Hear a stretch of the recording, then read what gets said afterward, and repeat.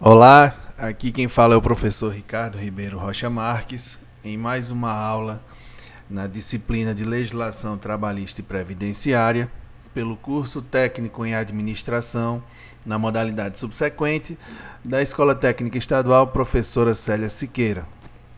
Na aula de hoje, dando continuidade à nossa discussão sobre legislação trabalhista, a gente vai falar sobre salário, né? Esse conceito tão valorizado pelos profissionais e que muitas vezes dá margem para diversos questionamentos que são fundamentais para que as pessoas possam compreender, muitas vezes inclusive se estão sendo lesadas ou não no seu ambiente de trabalho. Vamos lá então, a gente começa falando sobre o salário, explicando o conceito do salário mínimo, tá certo? E para ficar bem claro, o salário mínimo ele é aquela contraprestação, ou seja, é a resposta, digamos assim, mínima, devida e paga diretamente pelo empregador a todo trabalhador, inclusive o rural, sem distinção de sexo, por dia normal de serviço, e que também esse pagamento precisa ser capaz de satisfazer as necessidades normais de alimentação, habitação, vestuário, higiene e transporte do trabalhador. Aí a gente já tem um fato muito interessante que é o seguinte: já se percebe que em momento algum a lei determina que o salário mínimo ele foi pensado, idealizado, por exemplo, para lazer. É para você se alimentar, ter onde morar, se vestir, fazer sua higiene e conseguir se locomover. Quando o salário é pago por empreitada, né, ou por peça ou tarefa realizada, vai ter que ser garantida a um trabalhador uma remuneração diária que não seja inferior à do salário mínimo por dia normal da região, zona ou subzona. Nesse caso, o que isso quer dizer é o seguinte: você não pode receber um salário, ainda que seja diário, porque a gente faz a divisão pelos dias trabalhados para saber qual é o salário por dia, né? Você não pode receber um valor inferior ao que seria pago se no final do mês fosse lhe pago um salário mínimo. Então, essa divisão do salário mínimo pelo número de dias trabalhados é importante para que as pessoas saibam qual seria o mínimo a ser pago para o trabalhador. Além disso, quando se trata de alguma atividade insalubre, né, vamos supor, você trabalha no hospital, tirando ou trabalha no hospital em alguns ambientes insalubres, como por exemplo salas de raio-x, radiografia, essas coisas. Nesse caso, você pode ter a sua remuneração aumentada em até metade do salário mínimo normal, ok? Como é que a gente chega na fórmula de cálculo de um salário mínimo? Deixando bem claro que o salário mínimo ele é calculado pela Comissão de Salários, que pertence à Secretaria do Trabalho, vinculada ao Ministério da Economia. E essa fórmula ela é SM, que é salário mínimo, igual A mais B mais C mais D. E cada letrinha dessa representa despesas de alguma categoria, seja de alimentação, habitação, vestuário, higiene e transporte, certo? Que são necessários à vida de um trabalhador adulto. Nesse caso, o quadro de alimentação mínimo, porque muita gente pode bater nessa tecla, né, de que nem todo mundo tem as necessidades iguais, mas a legislação ela necessita de uma base de cálculo, meio que para padronizar, para que os valores tenham um fundamento, e esse fundamento parte dos estudos feitos pela Secretaria do Trabalho, onde eles fazem todo o levantamento dos itens mínimos necessários para cada trabalhador, e dessa forma chega-se ao valor que deve ser o salário mínimo. Salário in natura. O que é o salário in natura? Salário in natura é o salário pago por meio de bens ou serviços, tá certo? E nesse caso, a gente tem alguns exemplos de salários pagos assim, como por exemplo, eu posso citar aqui um vale alimentação, que muitas vezes o vale ele é pago em dinheiro, certo? Mas também pode ser dada alimentação para o trabalhador. Tudo depende do contrato de trabalho. E nesse caso, Salário in natura ele não pode ser considerado se for da seguinte forma: vestuário ou equipamentos utilizados no local de trabalho, ou seja, se a empresa precisa fornecer esses equipamentos, esse vestuário, aí não pode ser considerado como parte dos salários, por exemplo, equipamentos de proteção individual. Educação, tá? Em estabelecimento próprio da empresa ou de terceiros, incluindo matrícula, mensalidades, material didático e livros. Se a empresa faz a opção por dar esse tipo de salário, de remuneração, vamos dizer assim, salário não, mas remuneração ao empregado, ela não pode considerar isso como salário in natura, tá certo? Entraria mais como um benefício. E o transporte destinado ao deslocamento para o trabalho e retorno, pois nesse caso também não configura o salário in natura, devido ao fato de que caracteriza-se assim mais um benefício e não parte do salário. Vale ressaltar aqui a diferença entre salário e remuneração. Salário é o mínimo que se recebe pela atividade realizada. A remuneração envolve o salário mais a soma dos benefícios recebidos pagos pela empresa ao trabalhador. É proibido o pagamento do salário em dinheiro em percentual inferior a 30% do salário mínimo para a região. Observar o cuidado com os descontos, porque o que acontece? Você não pode, como empregador, reduzir o salário do seu trabalhador para menos do que 30%. Ele não pode assumir compromissos, tá, que acarretem descontos de mais de 70%. Tá certo? Então o trabalhador não pode pegar vales que consumam mais do que 70% do seu salário, por exemplo. Certo? Esses descontos não podem ser superiores a 70%. Ele tem que receber pelo menos 30% do salário dele em dinheiro no final do mês. É devido o salário mínimo ao trabalhador, inclusive em domicílio. Ou seja, quando o trabalhador realiza suas atividades de casa, ou mesmo em uma oficina da família, e o empregador acorda isso em contrato. Então, é devido o salário mínimo normalmente, mesmo para quem está trabalhando ou realizando suas atividades de casa. Como é que é fixado o salário mínimo? O salário ele é fixado por meio de um decreto no Diário Oficial da União, e a partir da publicação do decreto, todos os empregadores eles têm até 60 dias para se adequarem a esse novo valor, certo? E olha que interessante, o salário ele é fixado para valer por um período de 3 anos, podendo ser modificado após esse período para um novo valor que vai valer por mais 3 anos. Mas aí alguém pode se perguntar, ora, só que todo ano eu vejo as notícias do reajuste salarial feitas pelo presidente da República e tal. E por que isso acontece?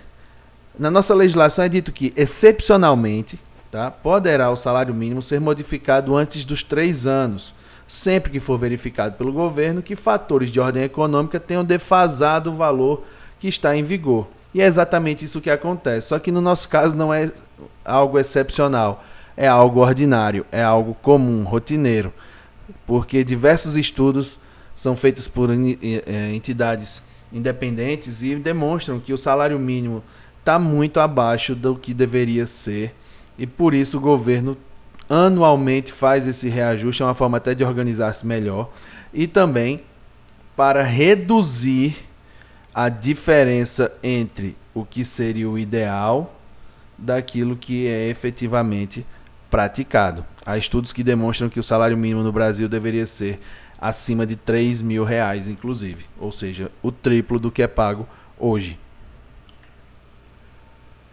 Qualquer contrato de trabalho que fixe um salário abaixo do mínimo, ele vai ser automaticamente anulado e acarretará para o empregador algumas sanções legais, ou seja, punições. O trabalhador que ele estiver sendo pago com um valor abaixo do mínimo, ele vai ter direito a reclamar o complemento que está faltando. Só que aí tem uma regra que é importante ficar bem clara. Você vai ter, trabalhador que está sendo lesado, até 2 anos para reclamar esse direito, contando cada data de pagamento errado que você tenha recebido. Ou seja, se você recebeu, nós estamos hoje, esse vídeo está sendo feito no mês de abril de 2020. Você que recebeu um valor abaixo do salário mínimo em abril de 2020, tem até abril de 2022 para reclamar. Quando for em maio de 2022, o seu direito, vamos dizer assim, caduca de reclamar o mês de abril, porque você vai perdendo os direitos conforme o tempo vai passando, ou seja, seu direito vai prescrevendo, e aí só fica valendo, vamos dizer assim, as últimas 24 prestações que lhe foram pagas abaixo do salário mínimo. Aquele que infringir qualquer dispositivo legal sobre o salário mínimo vai ser multado, tá? De 3 a 120 salários. Será esse o valor da multa. E em caso de reincidência, essa multa ela é dobrada. Então, se o empregador realiza esse ato ilegal de pagar abaixo do salário mínimo, ele vai ser multado. E se ele reincidir, a multa que foi aplicada ela vai ser recalculada e elevada ao dobro. Nenhum dispositivo legal pode ser utilizado para redução de salário, ou seja, não é permitida pela consolidação das leis trabalhistas a redução salarial, nem mesmo em casos onde a empresa queira punir o empregado por algum erro cometido. A redução salarial não pode ser realizada. E ao mesmo tempo é importante dizer que ela até pode. Só que o que acontece?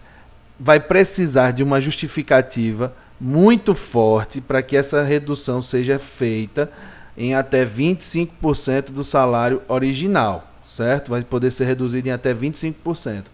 Entretanto, isso vai ser conteúdo de uma próxima aula.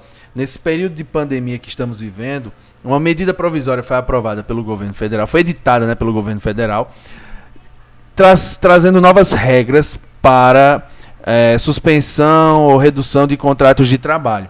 E a gente vai discutir isso em uma outra oportunidade. Mas, vamos dizer assim, em momentos normais, tá? O que vale é o que está na CLT e que permite uma redução em casos de força maior ou de um prejuízo comprovado de até 25% do salário original. Saindo da discussão sobre salário e falando agora sobre férias, que é também uma outra parte da legislação que é muito procurada pelos empregados e empregadores, é importantíssimo também que a gente esclareça alguns pontos e vamos falar sobre eles aqui agora. Todo empregado vai ter direito anualmente ao gozo de um período de férias sem prejuízo da remuneração. É importante já destacar o seguinte, que o período de férias, diferente do que muita gente convencionou a falar, não são aqueles períodos de janeiro, dezembro ou julho, que tradicionalmente são períodos de férias escolares ou de recesso escolar, certo? Cada trabalhador vai ter o direito anual ao seu período de férias, após trabalhar 12 meses, ele adquire o direito às suas férias, mas essas férias podem ser concedidas em qualquer período do ano. Mês de dezembro, janeiro e julho são chamados os meses de férias, mas porque convencionou-se pela tradição, cultura e organização da educação no nosso país, mas não necessariamente isso é obrigatório para todas as atividades, certo? Após cada período de 12 meses de vigência do contrato de trabalho, o empregado terá direito a férias, mas na seguinte proporção. Vejam só como é que funciona. Você trabalhou 12 meses e vamos supor que nesses 12 meses você não faltou mais do que 5 vezes ao trabalho. Você tem direito aos 30 dias, tá certo? Agora, conforme vai aumentando o número de faltas do trabalhador, vai diminuindo o número de dias de férias aos quais ele tem direito, tá certo? 30 dias para quem faltou até 5 vezes, 24 dias, e lembrando sempre são dias corridos, tá certo? 24 dias para quem faltou entre 6 e 14 vezes durante os 12 meses, 18 dias para quem faltou entre 15 e 23 vezes e 12 dias corridos quando houver mais do que 24 faltas e até 32 faltas. Entendido? Nesse caso, não é permitido descontar do período de férias as faltas do empregado ao serviço. Você reduz, empregador, você reduz o tempo que ele tem direito. O período das férias será computado para todos os efeitos como tempo de serviço também. Nesse caso, o empregado fique ciente de que você, mesmo em férias, está contando o tempo de serviço. Não vai ser considerada falta ao serviço para os efeitos de cálculo das férias quando acontecer o seguinte: você faltar até 2 dias consecutivos em caso de falecimento de cônjuge, ascendentes ou descendentes seus, irmão ou pessoa que, declarada em sua carteira de trabalho e da Previdência, tenha dependência econômica contigo. Até 3 dias consecutivos em virtude de casamento, por 1 dia em caso de nascimento de filho no decorrer da primeira semana, por 1 dia em cada 12 meses de trabalho, né? No caso, se você for doador de sangue, em até 2 dias consecutivos ou não para se alistar eleitor, né? Ou seja, para regularizar a situação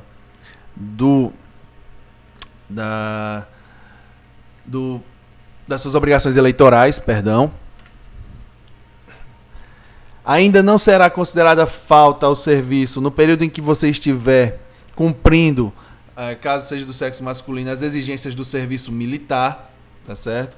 Nos dias em que estiver realizando provas de exame vestibular para ingresso em estabelecimento de ensino superior, ou pelo tempo que você tiver que comparecer em juízo, como por exemplo aqueles que trabalham e têm que participar de julgamentos como jurado, tá certo? Pelo tempo que você precisar também, quando você for representante de uma entidade sindical, ou seja, que você fizer parte do corpo diretivo de um sindicato, certo? Em até 2 dias para consultas médicas ou exames complementares de uma parceira sua que esteja grávida, certo? Seja ela esposa ou companheira. E por 1 dia por ano para acompanhar um filho de até 6 anos em consulta médica. Então vejam que são várias regrinhas que podem justificar a ausência do funcionário para que este não perca dias das suas férias ou mesmo comprometa sua situação junto à empresa. Não terá direito a férias o empregado que, no curso do período aquisitivo, ou seja, que durante 12 meses, deixar o emprego e não for readmitido dentro de 60 dias subsequente à sua saída, certo? Permanecer em gozo de licença com percepção de salários por mais de 30 dias, ou seja, se esse funcionário se afasta numa licença por mais de 30 dias recebendo o seu salário, ele não vai ter mais direito às férias. Deixar de trabalhar com percepção do salário por mais de 30 dias em virtude de paralisação parcial ou total dos serviços da empresa, ou seja, a empresa precisou parar suas atividades, deixando todo mundo em casa e recebendo salário por mais de 30 dias, então é suspenso o direito às férias. Ou se tiver percebido da Previdência Social, né, recebido da Previdência, prestações de acidente de trabalho ou de auxílio-doença por mais de 6 meses, ainda que descontínuos. Quando as férias são concedidas, há a possibilidade de alguns acordos serem feitos, certo? Então, o que acontece? As férias vão ser concedidas por ato do empregador, né, em um só período nos 12 meses subsequentes à data em que o empregado tiver adquirido o direito. Passou os 12 meses, é então dadas as férias ao funcionário. Se houver um acordo, essas férias elas poderão ser quebradas, poderão ser divididas em alguns períodos, certo? Sendo que esses períodos não poderão passar de 3 e um deles não pode ser inferior a 14 dias corridos e os demais não podem ser menores do que 5 dias. Então, como exemplo, eu posso pegar os 30 dias e dividi-los de acordo com a conveniência da empresa e entrando em acordo com o funcionário em tirar 20 dias, depois mais 5 e depois mais 5, totalizando os 30 dias. Desde que também se respeite a seguinte cláusula, né? A seguinte premissa legal de que as férias não podem iniciar em períodos de até 2 dias que antecedem feriado ou dia de repouso semanal remunerado. Ok? Independentemente da situação, divididas ou não as férias, isso precisa ser respeitado. As férias vão ser informadas ao empregado por escrito, né, com antecedência de no mínimo 30 dias. A gente sabe, às vezes acontece de não ser respeitado alguns prazos ou alguns documentos, mas no final das contas, tudo isso precisa constar documentado quando os registros são feitos e lançados, por exemplo, no e-social. O empregado não vai poder entrar de férias sem que tal fato seja registrado no e-social e na carteira de trabalho.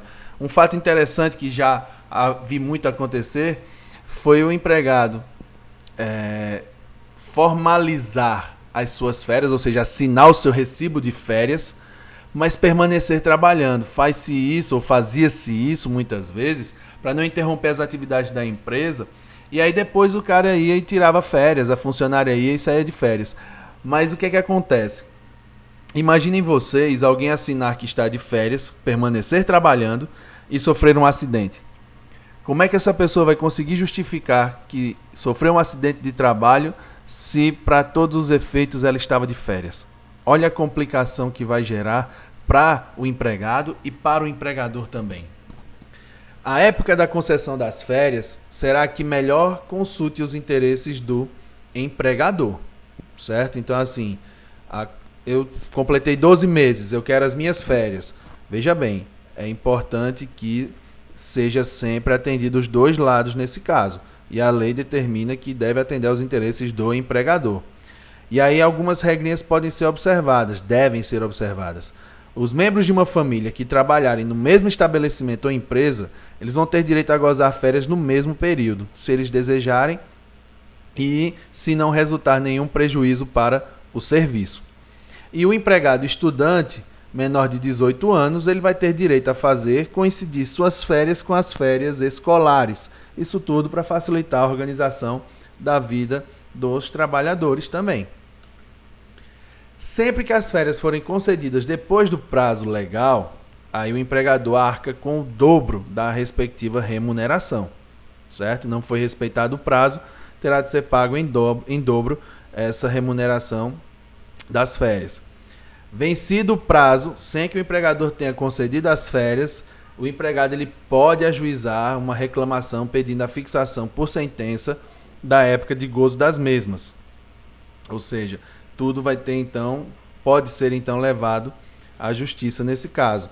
E a sentença combinará pena diária de 5% do salário mínimo devido ao empregado até que seja cumprido. Então, ele vai formalizar um pedido judicialmente para que suas férias sejam pagas, concedidas e pagas, e até que o empregador cumpra isso, saindo a sentença dada em favor ao empregado, até que o empregador cumpra essa sentença, ele vai ter uma pena diária de 5% do salário mínimo para ser paga ao empregado. Durante as férias, o empregado não pode prestar serviço a outro empregador, a não ser que ele esteja com um contrato de trabalho regularmente mantido com com essa outra organização. E isso tudo precisa ser observado já no momento da contratação do empregado. Ainda falando sobre as férias, sobre a remuneração e o abono, o empregado ele vai receber durante as férias a remuneração que for devida na data da sua concessão. Então, quando ele receber o direito às férias, ele também vai receber a remuneração e o abono cabíveis. Se o salário for pago por hora com jornadas variáveis, vai ser tirado uma média. Esses são casos especiais, tá certo? Aplicando-se o valor do salário na data da concessão das férias. Então a gente pega o valor atual e olha para todo o histórico dos 12 meses, fazendo uma média das jornadas que ele teve. Se for pago por tarefa, aí a gente vai tirar uma média da produção desses 12 meses que ele fez, aplicando o valor da remuneração da tarefa no dia da concessão das férias. Ou seja, eu comecei lá em janeiro recebendo menos do que eu recebo agora em dezembro. Um exemplo, não é isso? E aí eu pego o valor de dezembro e calculo a média da produção desse meu empregado nesses 12 meses e pago pelo valor de dezembro. Quando o salário for pago por porcentagem, comissão ou viagem, vai se apurar a média que ele recebeu nos últimos 12 meses que antecederam as férias. E os adicionais por trabalho extra, hora extra, noturno, insalubre ou perigoso vão ser computados no salário, que vai servir de base também para o cálculo da remuneração dessas férias, ok? Tudo que for percebido pelo empregado, deve ser levado em consideração no cálculo da sua remuneração de férias.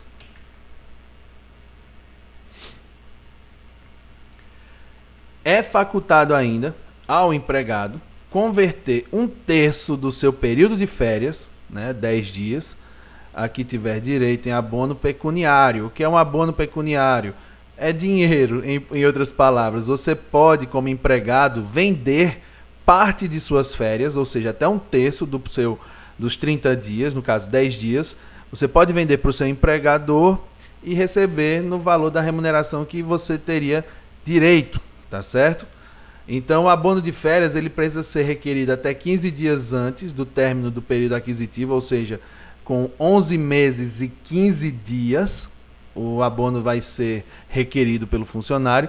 O pagamento dessa remuneração precisa ser efetuado até 2 dias antes de iniciar o período de férias. Você recebe o seu abono e a sua remuneração de férias antes de começar o seu período de descanso, tá certo?